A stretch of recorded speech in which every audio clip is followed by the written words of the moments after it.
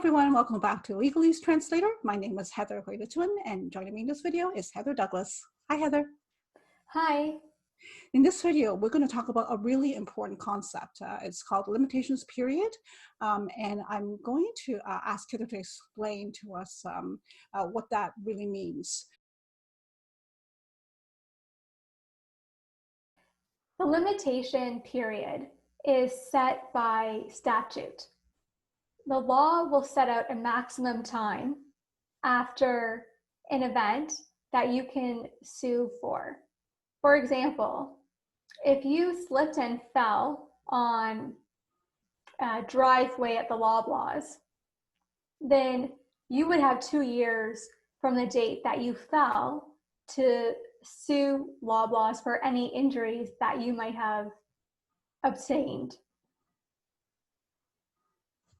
Oh, okay. So, I have the law actually right here, and so it's the Limitations Act, Section 4. And Section 4 says, unless this act provides otherwise, a proceeding shall not be commenced in respect of a claim after the second anniversary of the day on which the claim was discovered. So I guess this is the part that lets people know that you basically have 2 years to sue. Is that correct? Yeah. In most cases, you have 2 years to sue from when something happens. And the law defines what it would mean to be discovered in the next section, Section 5 of the Limitations Act. Okay, so I am very prepared, and I actually have Section 5 here. And now Section 5 is kind of overwhelming because you've got clauses and clauses and clauses. So I'm just going to quickly kind of highlight what we have here. So Section 5 says a claim is discovered on the earlier of, and then we got several options. The day on which the person with the claim first knew that the injury, loss, or damage had occurred, that the injury, loss, or damage was caused by or contributed to by an act or omission, or that the act or omission was that of the person against whom the claim is made, and that having regard to the nature of the injury, loss, or damage, that a proceeding would be an appropriate means to seek remedy. So back to that Loblaws example that you just gave. So would it be 2 years from the date of the injury, or would it be the day when you see a lawyer and you discover that you actually can sue the grocery store? Which day? How do you count the 2 years? The court would normally consider the day that the event happened to be the date that you discovered it. Okay. So for example, yeah. Yep. If you went to your lawyer and 10 years later, you're speaking to a lawyer and they said to you, well, you could have sued Loblaws for your broken leg, then you could argue to the court, well, I didn't know that I had this injury that was compensable. Yeah. But it's unlikely that the court would side with you because it has to be reasonable. And when you fell, you knew you hurt your leg, you knew you broke it.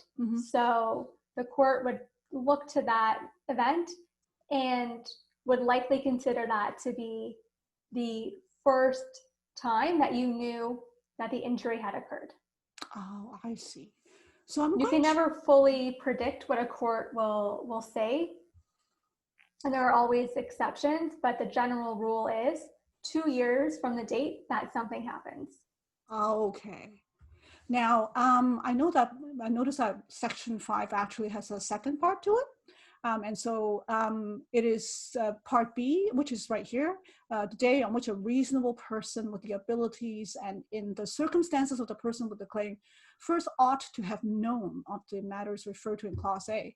So this seems to me that there's also the possibility that the court is doing, I guess, an objective test. Exactly. Yeah, they're saying, well, a reasonable person would know when they fell at the Loblaws that they had an injury, and that would start the clock for ticking.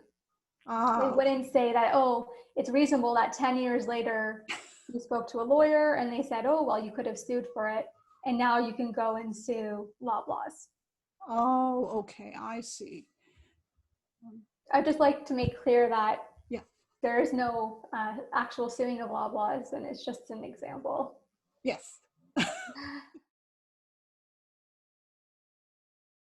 And final question, 2 years. Is it always 2 years for limitations periods?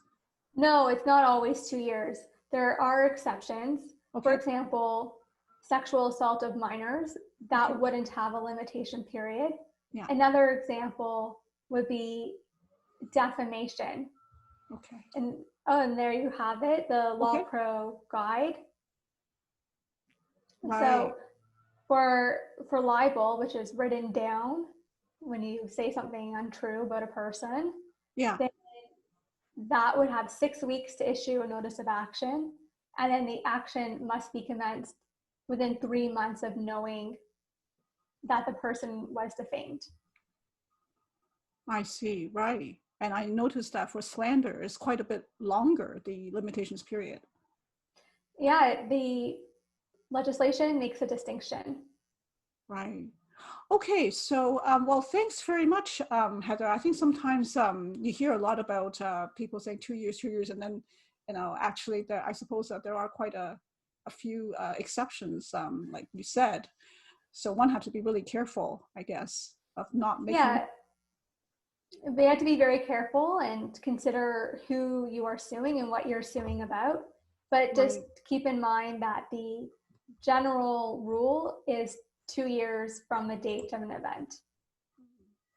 Okay, well, thanks very much, Heather, for clearing that up for us. And thank you, everyone, for watching. If you're new to our channel, don't forget to hit subscribe and also hit the bell so that you will be notified of our upcoming videos. And we hope to see you at the next video. Thank you. Bye-bye. Bye.